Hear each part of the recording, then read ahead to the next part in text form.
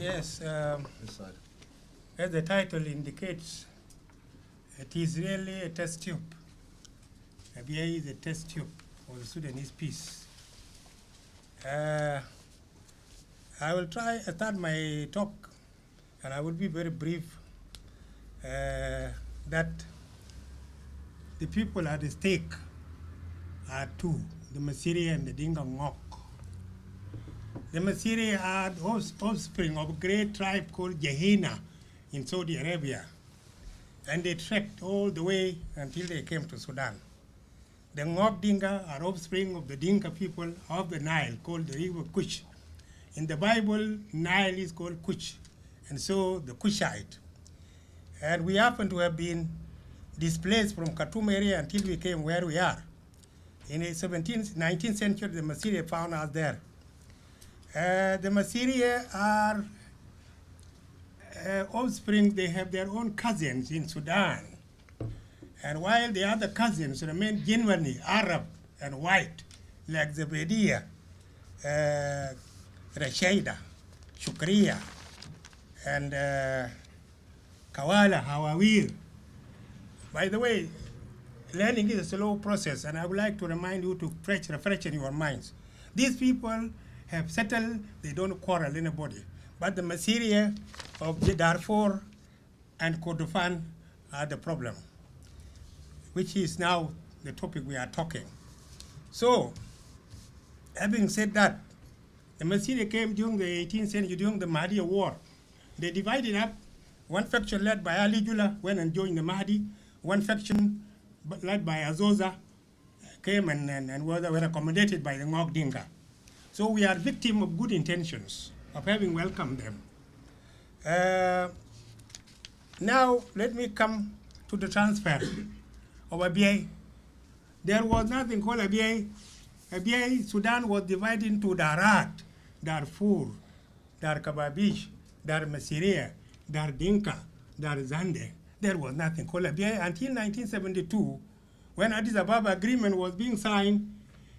Dr. Francis Deng, whose relations between his father and Abu Nimr, wanted to create something called dynamic of identifications, that the Masiri and the Dinka, who have now generally become almost black, not like their cousins, should be put together. And if the two Masiri and Dinka can live together, Sudan will be a microcosm, a little a link between the Middle East and Africa. So that good intention was embodied in Article 3.3 of the Addis Ababa Agreement, which was later on, Dr. Francis went further. He wrote a book called The Dynamics of Identification, The Seed of Redemption, and also War of Visions, which is a big volume. These books have not been used by the Sudanese scholars in order to rescue the Sudan. So what happened was that there was nothing called Abyei. It was called Dar Dinka, like the rest of the Sudanese. So what happened in 1905? Sudan was divided into 6 provinces. And the Dinka Ngok became a part of Bahr al-Ghazal, which was an extension of Kordofan, of Equatoria. But then an accident happened. Ali Jula, after they were defeated in Omdurman by Wingate, right to the area, and we started practicing slave trade. So in 1902, he managed to capture 15 men in northern Bahr al-Ghazal. They had the chief of the area called Rehan Gorkwe could not go to Awil. There was no government there. There was no government of Boreal. There was nothing except in Wow. So he trekked up the whole way to Fashoda, where he found an Englishman. There was the district commissioner. He was taken to Sir Wingate. Sir Wingate invited Mr. Swainey, who was the acting governor of Wow, and Mr. Connolly from Kordofan. They were brought to Khartoum. Hey, there are people still selling, practicing slave trade. What do we do? Invoices were sent. There was no way of the governor of Wow to reach people of Ngok Dinka, the 9 chiefdoms. Mr. Connolly, the governor of Kordofan, managed to send a Lieutenant Colonel, Mr. Bolden, who went to the area And then he found that there was assets from Khartoum, from Kordofan. So the slave dealers and the slave victims were put together under one administration until 1929, when our chiefs were asked to go back, but unfortunately they didn't, for one reason or another, which is not a part of this. Now, in 1951, a convention was made for internal settlement, where the 5 governors came, governor of Kordofan, governor of Darfur, governor of Equatoria, they came to Abyei, and it was decided that the Ngok should be annexed, retransferred from the palace or from Kordofan to Bahr el Ghazal. Unfortunately, events overtook. By 1953, there was Sudanization, and then the elections were held, and Sudan became self-governing, and Ngok Dinka were left to their fate. What happened immediately as soon as the Nyanya war began? We joined it, because the Sudanese government could not listen to our request to be transferred back to where we belong. And so Anyanya fought until 72, we came to 83, and then SPLM war came up, in which the Ngok took the major initiative. The first Anyanya 2 was originated from Abyei, and they were the nucleus of SPLM, SPLA, and they are still there. So when Naivasha came, it was Dr. Francis again who was commissioned by Danford to write a draft about the solution of Abyei because of his research of microcosm and a bridge, of making Abyei a bridge between the south and the north. He again drafted what became known as Abyei Protocol. This is where the name of the 9 Ngok Dinkas were just left, and we could ended up with Abyei. But the area, the subject at issue is the transfer of the 9 Ngok chiefdoms back to where they belong. Because administratively, there is no way where you cannot transfer people who can be administered in an easy way. So that the protocol was signed, and that the Abyei Border Commission was formed, in which Ambassador Dediri was one of them. It was crafted, written, and when it was presented, that was a test to the CPA, to the presidency. And the presidency consisted of John Garang, Ali Usman, and Bashir. The 2 of them rejected immediately. Dr. John did not know, he was embarrassed, but he cooled down. Unfortunately, he went and died. So I don't know how he would have responded. So we started then to implement the CPA grudgingly until they came up with 4 options. Either they rejected because they have rejected the ABC report, they say they have to recall the experts to come and defend their positions. The second one was a political decision. The third option was to go for arbitration or to go to constitutional court. People went for arbitration. Ambassador Dediri was on the other side, I was on the other side. And it was agreed. A word was made, and people went home congratulating one another to implement the Abyei Protocol. Having come home, they had a second thought, and they pulled out of the protocol. Again, there went 2 years until it was passed to Parliament. And the Parliament has made an act to form a Abyei Referendum Commission. Now the Abyei Commission was supposed to be headed by a Southern or a SPLM, whereas the Southern Sudan referendum chairmanship was to be headed by a National Congress. They refused. We produced 15 Sudanese of good temperament, real Sudanese statesmen. They refused. Until one of the fellows said, I don't know whether it was Dr. Ibrahim who said it, that they wanted angels or someone else. So we failed to find angels to head the Abyei Protocol, Abyei Referendum. So there we got stuck. I became a member of that team, so we went. Our team was headed by the Vice President of Southern Sudan, Dr. Riek Machar, who said, okay, now the act has been signed. Let us define who is going to be. And by the way, the sticking point here is who is a citizen who has the right to vote. Because Abyei is 50 miles.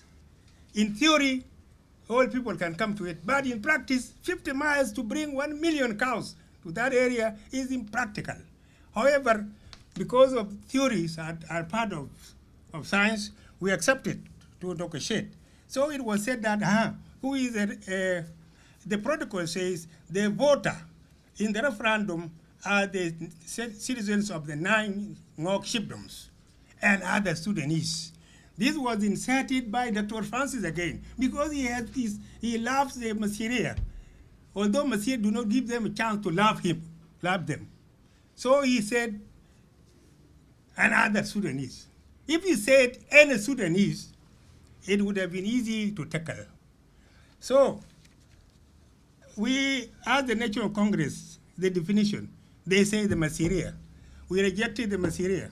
They went back the second day, and they are very good, by the way, because dialogue is where they have destroyed the Sudan. Dialogue. You become patient until such patients become exhausted. They are people who cannot, unless I'm worried about the Sudan under them. Anyway, they came back, they left the Masseria, they said nomads. We said nomads because there are nomads from Barakazal, from Awil, from Unity State. It is impossible because there will be millions and will be an endless war. So they went back. They said farmers. Again, we rejected. Yeah, Jama. Farmers and nomads. They went back. In the end, we proposed that this is the area of Ngokdinga 50 miles across. And this is an area of the 9 chiefdoms. Any chiefdom knows who are the Arabs or other Sudanese staying with them. It was passed. Salagoch accepted it. And it was passed. And we thought that that was the end of the road. The next day, it was sent away again. So one begins to think, is it because of vulnerability that we are vulnerable and the National Congress is behind the Masseria? Or is it, what do they want? Do they need really peace? And this is why I always refer to the hyena telling the animals that they become a vegetarian. So that the whole thing dragged on. It dragged on until this present day when the Ngok Dinka now are getting desperate. And you know what it means to be desperate. When we are within the United Republic, there are 2 things at stake, the external self-determination and internal. Internal, a village can move from one place to another. Like Bagher near Khartoum can decide to belong to Jazeera. It is not a quarrel. There is a quarrel. The quarrel has come with the oil. That is one point. The other point which I would like to stress is that in the Muliller area, it is not all the Masseria. Masseria are in Kordofan, they are in Darfur, they are in the Balloon, they are in Upper Nile. It is Aulad Kamil. We have 2 sections of Masseria. There is Falaita in Fula area where the Diri comes. It doesn't come from what we call Abyei now. And Ajaira. Ajaira are the direct relations with the Ngok people. So that they are the people whom we can talk to, not almost everybody. Now, the other point, which is supposed to be, is where do we go from here? In July, there will be no CPA. There will be no CPA. There will be no constitution. It will be a different situation. What will happen to Ngok people if suppose, as the Motaman Sultan is saying that National Congress says, they are not going to, they will resolve it before. Now, Secretary General of SPLM recently has mentioned that it is being held as hostage. They need to extract something out from the south. They are worried about the borders. They are worried about the oil. They are worried about Darfur and Kordofan and Blue Nile. So they want to see that, and for that the only people who will make the National Congress to survive are the SPLM. Unless they cooperate with SPLM, I don't know what will be the end of the road. Now let me come to another point. They come back to the settlement, the resolution. we must have what is called conflict resolution. Our partner, the National Congress, doesn't talk of conflict resolution, human rights. They talk of war. This war must stop. It must stop. We must look at the people. They are Sudanese people, whether they live on both sides of the spectrum. At the end of the day, the people will come back to... now let me come back to offspring of Jaina. Jaina is the tribe where they originated from Saudi Arabia. It is between Riyadh and Kushab. They have been organized into integrated agricultural farm. Now they produce 45,000 milking cows, the Jaina of the Saudi Arabia.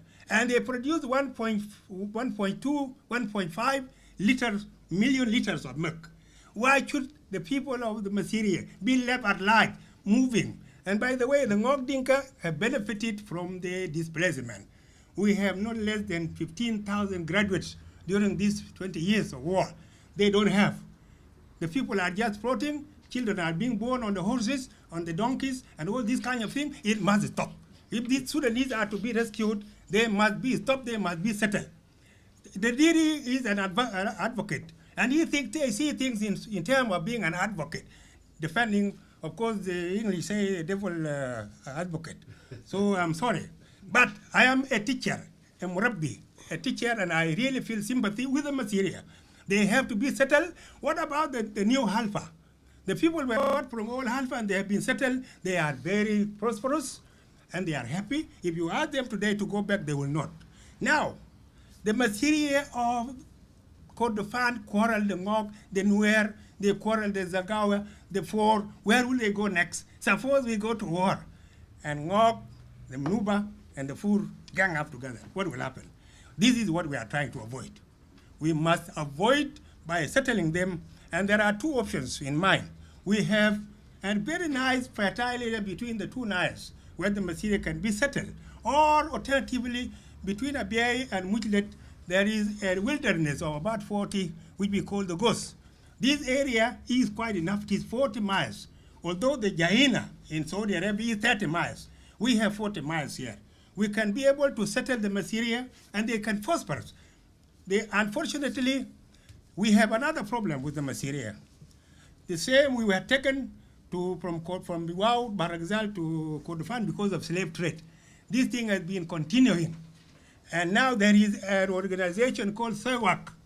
And those researchers, you go to Khartoum, there is an organization called SEWAC for redeeming abducted children. And they are all from Ngok Dinka.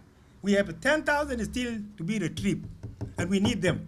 10,000 from SEWAC. This is one. Now, it is the same attitude, practice, where Ngok never attack the Masiri. Never. But the Masiri are the ones that attack. They are still being hunted by the unknown, moving, displacement. But time is coming where they have to be settled, so that the Masiri should be settled like their cousins in Saudi Arabia. Why not? They are Sudanese. They must benefit. Now, the National Congress used them as firewood to fit wars by proximity. And this is what is happening with the Janjaweed. They are Masiri for your information. The Janjaweed, jinn on horseback. And they are being praised every day. They are called Farisin. You see, so that this super race mentality must come to an end. If not, it is not going to, it's going to destroy the remaining part of the Sudan. Our part of the Sudan is secure, although we are still a part of the overall Sudan. So that those who are interested in trying to see that war doesn't break out again in the Sudan must convince the National Congress and the Masiri to stop the idea and accept the Abyei resolution. Two options, either Abyei to be restored back by presidential decree, which the SPLM has already agreed, and it is before the National Congress. Very beautiful document, that we will make the soft borders between the north and the south. We will have to allow Masiri to graze their cattle deep into the south. But the Abyei area is only 50 miles across. How can you allow 1 million head of cattle to come to graze in Abyei Whereas the Abyei also, they have their cattle. And those who come from the south, they have their cattle. So this is a test. It is a test to the National Congress and to the Masiria that they should give us chance to love them. Thank you.